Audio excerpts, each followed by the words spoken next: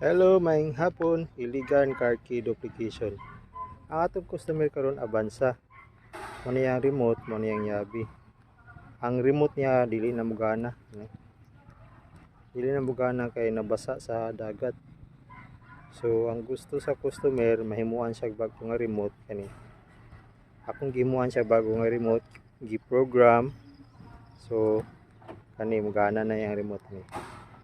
So ang gipuli nato yang yabi is separate pa ang remote ug yabi karon ang ipuli nato is pusa na lang kani. Flip key siya with logo.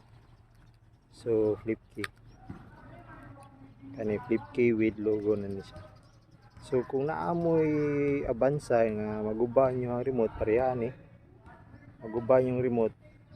Walay problema, may lisa nato na remote, maka-generate ang remote kay natay database ana i-program nato kani program sakto na successful remote programming for Avanza to 2013 flip key successful key cutting.